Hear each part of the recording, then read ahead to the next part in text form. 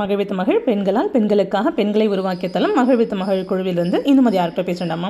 So இந்த 2025 மகிழ்வித்த மகள் டீமோட ஒவ்வொரு பரிணாமமும் மகிழ்வித்த மகள் டீம் மெம்பர்ஸ்க்கு என்ன மாதிரி இருந்தால் அவங்களுடைய ஃபியூச்சர் லாங் லைஃப் என்னென்ன விஷயங்கள் தேவைப்படுமோ அந்த விஷயங்களுக்கு என்னென்ன விஷயங்கள் தேவைப்படுது அப்படிங்கிறத பார்த்து அவங்களுக்கான தேவைகளை பூர்த்தி பண்ணுறதுக்காக நம்ம டீமில் நிறைய புது ப்ராஜெக்ட் லான்ச் பண்ணியிருக்கோம். ஸோ அதில் ஃபஸ்ட் விஷயம் என்ன அப்படின்னா, நம்ம டீமில் உள்ள மெம்பர்ஸுடைய மன தெளிவு வேணும். ஆஸ் எ ஹவுஸ் ஒய்ஃபாக நம்ம இருக்கும். ஸோ நம்மளுடைய டீமில் உள்ள எல்லாருக்குமே என்னன்னா, ஓகே ஒரு டிப்ரெஷனில் இருப்பீங்க. அந்த டிப்ரெஷன் லெவல்லேருந்து நீங்கள் வெளியில் வரதுக்கு எப்படி பணம் இருந்தால் தான் நம்ம சந்தோஷமாக இருக்கணும் முடியல. பணம் இல்லைனாலுமே நம்மளோட ஒரு ஃபேமிலி இருக்குது, நமக்குன்னு ஒரு உலகம் இருக்குது, நம்மளே நேசிக்கிற உறவுகள் இருக்காங்க. பட் என்ன பண்ணுறோம், அந்த பணங்கிற ஒரே ஒரு காரணத்துக்காக சுற்றி உள்ள எல்லா உறவுகளுமே என்ன பண்ணுறோம், விட்டு போயிட்டு இருக்கோம் இல்லையா. அந்த மாதிரி விஷயத்துலேருந்து நீங்கள் வெளில வரணும் அப்படிங்கிறதையும், அதை தாண்டி பணம் அப்படிங்கிறது உங்கள் வாழ்க்கையோட மிகப்பெரிய அங்கமாக நீங்கள் சொல்லிட்டு இருக்கீங்க இல்லையா. ஸோ அதுக்கு நம்மளுடைய முயற்சிகள் என்ன பண்ணணும்.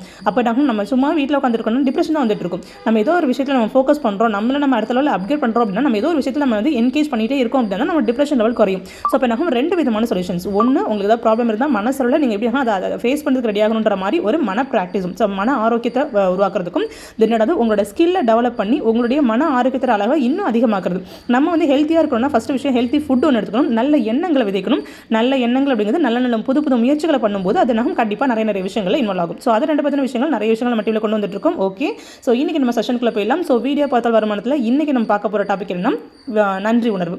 அந்த நன்றி உணர்வில் நம்ம என்ன பண்ணோம், இது வரைக்கும் நம்ம உறவுகளுக்கு பார்த்துட்டு இருந்தோம், அப்புறம் எலக்ட்ரானிக் டிவைஸ் கொடுத்துட்டு இருந்தோம். ஸோ இப்போ நம்ம என்ன பண்ணோம், நேற்றுலேருந்து நம்ம என்ன பார்த்தோம், நம்மளுடைய உணர்வுகள், நம்மளுடைய வாழ்க்கையில் நம்ம சந்திக்கிற உணர்வுகள் ஒவ்வொன்றுக்குமே நம்ம நன்றி சொல்லிட்டு வந்துட்டு இருக்கோம். ஸோ அப்படி பார்த்தோம்னா இன்னைக்கு நம்ம என்ன நன்றியோடு சொல்ல போகிறோம். ஸோ நேற்று சொன்னாங்கல்ல, அவமானம் அப்படிங்கிற ஒரு உணர்வு நான் சொல்லியிருந்தேன். ஸோ அந்த உணர்வுகளுக்கு நிறைய பேர் அழகாக சொல்லியிருந்தீங்க. ஸோ ஒருத்தவங்க சொன்னாங்கன்னா, நான் எதுவுமே நான் முடியாதுன்னு சொல்லிட்டு நான் டிப்ரெஷன் பண்ணிட்டே இருந்தாங்க.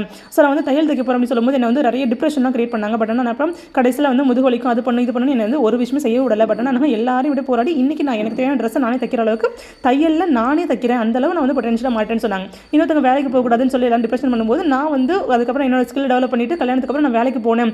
நான் வேலைக்கு போனதான் இன்னைக்கு நான் வேலைக்கு போகிறேன்னா அது காரணம் அன்றைக்கி என்ன தப்பாக பேசினவங்க எல்லாரும் தான். அவங்களாம் இல்லைனா நான் இன்னைக்கு வந்திருக்க முடியாதுன்னு அவங்களுக்கு தேங்க்ஸ் சொன்னாங்க. ரொம்ப ஸ்பெஷலாக இருந்துச்சு. அந்த உங்களோட கமெண்ட்ஸ்லாம் இது பார்க்கும்போது ரொம்ப ஸ்பெஷலாக இருந்துச்சு. எல்லாரோட கமெண்ட் நீங்கள் டைம் இருக்கும்போது உங்களோட சேனலோட கமெண்ட்ஸ்லாம் நீங்கள் எடுத்து படிங்க. ரொம்ப மைண்ட் ரொம்ப ஃப்ரீயாக இருக்குது. ஸோ நீங்களும் படித்து அந்த ஃபீலை கிரியேட் பண்ணணும்னு ஆசைப்படணும்னு நினைக்கிறேன். So okay, wish all the best. Okay, இன்றைக்கி நம்ம என்ன பார்க்க போகிறோம்னு சொல்லாமல், ஸோ இன்றைக்கி எனக்கு ரொம்ப பிடிச்ச ஒரு விஷயம் ஆக்சுவலாக என்ன, நம்ம ரொம்ப இக்கட்டான சூழலில் இருக்கும்போது, அதாவது நீங்கள் அவமானப்படும் போது கூட உங்கள் வாழ்க்கையில் ஒரு விஷயம் வந்திருக்கும். யார் என்ன சொன்னாலும் சரி சொல்லனாலும் சரி, அந்த அவமானம் அப்படிங்கிற ஒரு விஷயத்தை நீங்கள் வாழ்க்கையில் ஃபேஸ் பண்ணிங்கன்னா ஆட்டோமேட்டிக்காக உங்கள்கிட்ட ஒரு ஃப்ரெண்ட் வந்திருப்பாங்க. அந்த ஃப்ரெண்டு வேறு யாரும் கிடையாது, உங்களுடைய கண்ணீர். அதே கண்ணீர் அழுகையில் மட்டும்தான் வருமா அப்படின்னா ஆனந்தத்துலேயும் வரும். அந்த ஆனந்த கண்ணீரை பற்றி தான் நம்ம என்ன பண்ணுறோம் இன்றைக்கி பேச போகிறோம். அதாவது உங்கள் வாழ்க்கையில் மிகப்பெரிய கட்டமாக ஏதோ ஒரு கட்டம் இருந்திருக்கும். அது உங்களுடைய வாழ்க்கையினுடைய மிகப்பெரிய பயணமாக இருக்கலாம். நிறைய அவமானங்களை சந்திக்கும் போது என்ன பண்ணியிருப்பாங்க, எல்லாரும் என்ன சொல்லியிருப்பாங்க, ஐயோ இவன் இப்படி பண்ணாத, இவன் இப்படி பண்ணுறான்னு சொல்லிட்டு நம்மகிட்ட பேசுவாங்க. இன்னும் சில பேர் நம்மளுடைய நெருங்கிய உறவுகள்கிட்ட போய் சொல்லுவாங்க, நம்மளுக்கு அவங்க இப்படி பண்ணுறாங்க பண்ணக்கூடாதுன்னு சொல்லுங்க, இல்லை செய்ய வேணாம், இதாக ரிஸ்க் ஃபேக்டர்னு சொல்லிட்டு நம்மளோட அவமானத்துக்காக என்ன பண்ணுவோம், ஒன்று நம்மகிட்ட நேரடியாக சில பேர் தாக்குவாங்க, இல்லைனா மறைமுகமாக நம்மளை நேசிக்கிற ஏதோ ஒரு உறவுகிட்ட போய் நம்ம புஷ் பண்ண சொல்லுவாங்க, இல்லைனா நம்ம காது படவே நமக்கு பின்னாடி பேசுவாங்க. இந்த மாதிரி நிறைய அவமானங்கள், இந்த 3 விதமான அவமானங்களுமே நீங்கள் என்ன பண்ணியிருப்பீங்கன்னா ஃபேஸ் பண்ணியிருப்பீங்க. அந்த 3 விதமான அவமானமும் கண்டிப்பாக எதில் போய் முடிஞ்சிருக்கோம்னா பதில் சொல்ல முடியாத சிச்சுவேஷன். ஏன்னா இன்றைக்கி என்னால் இதுக்கு பதில் சொல்ல முடியாது அப்படிங்கிறப்போ உங்களுடைய கண்ணீரில் தான் அது முடிஞ்சிருக்கும். அந்த கண்ணீர் அவமானம்னு சொன்னோன்னே ஆட்டோமேட்டிக்காக நிறைய பேருக்கு அந்த கண்ணீர் அப்படிங்கிறது ஆட்டோமேட்டிக்காக வந்திருக்கும். பட் இதை சுற்றி உள்ள எல்லா உறவுகளும் அவங்க என்ன பேசினாலும் அந்த கண்ணீரை தொடச்சிட்டு நீங்கள் மேலே வந்திருப்பீங்க இல்லையா.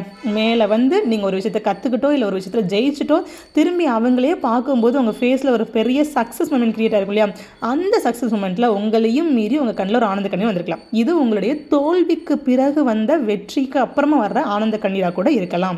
இல்லைனா உங்கள் வாழ்க்கையில் ரொம்ப நாளாக எதிர்பார்த்துறது ஒரு விஷயம் உங்கள் கையில் கிடச்சிருக்கும். அது கிடைக்கும்போது உங்கள் லைஃப்பில் நீங்கள் அப்புறம் ரொம்ப ஹாப்பியாக ஃபீல் பண்ணியிருப்பீங்க. அப்படி ஹாப்பியாக ஃபீல் பண்ணும்போது உங்கள் கண்ணில் ஆனந்த கண்ணீர் வந்திருக்கலாம். இல்லைனா உங்களுக்கு நேசிக்கிற உறவு உங்களுக்கு ஏதோ ஒரு கிஃப்ட்டை கொடுத்துருக்காங்க. அந்த கிஃப்ட்டை நீங்கள் பார்த்ததுமே கூட உங்களுக்கு என்ன பண்ணலாம், அது ஆனந்த கண்ணீர் வந்திருக்கலாம். நான் நிறைய விதமான கேட்டகரி நான் டீட்டெயில்டாக நான் ஏன் சொல்கிறேன், அந்த ஆனந்த கண்ணீரை நீங்கள் அனுபவித்து யோசித்து என்ன பண்ணணும், தெளிவாக சொல்லணும். இன்னும் சும்மா கிடையாது. ஸோ டீட்டெயில்டாக யோசிச்சு சொல்லணுன்றதுனால தான் இந்த செஷன். சரியா? இன்னும் சில பேர் மேரேஜில் கூட அழுதுருப்பீங்க. இல்லைனா உங்கள் லைஃப்பில் ஒரு சக்ஸஸ் நடந்திருக்கும், இல்லை பெரியவங்களாம் ப்ளஸ் பண்ணுற மொமெண்ட் தான் நடந்திருக்கும். உங்கள் ப்ரெக்னன்சி டைம் இருக்கலாம், ரொம்ப வருஷம் கழிச்சு நீங்கள் குழந்தை பார்த்துருப்பீங்க, இல்லை 4 இயர்ஸ்க்கு அப்புறம் 5 இயர்ஸ்க்கு அப்புறம் குழந்தை வந்திருக்கும். அந்த மாதிரி டைமில் கண்ணீர் விட்டுருப்பீங்க. உங்களோட ஆனந்த கண்ணீர் எப்போ வந்துச்சுன்னு யோசிங்க. கண்டிப்பாக ஒரு 20 இயர்ஸ்க்கு மேலே இருக்கீங்க அப்படின்னா கண்டிப்பாக மினிமம் ஒரு 3 to 4 டைம்ஸும் உங்கள் லைஃப்பில் ஆனந்த கண்ணீர் வந்திருக்கும். அந்த உணர்வுகளை திரும்ப நினச்சி பாருங்கள். நினச்சி பார்த்துட்டு அதே ஃபீலிங்ஸோட எங்களுக்கு கீழே கமெண்ட் பாக்ஸ் பண்ணுங்கள். உங்களுடைய உணர்வுகள் அத்தனையுமே எங்களோட பதிவாகணும். உங்களுடைய ஆனந்த கண்ணீரை பார்க்கணும்னு ஆசைப்படுறோம். So wish you all the best and have a nice day and thank you so much.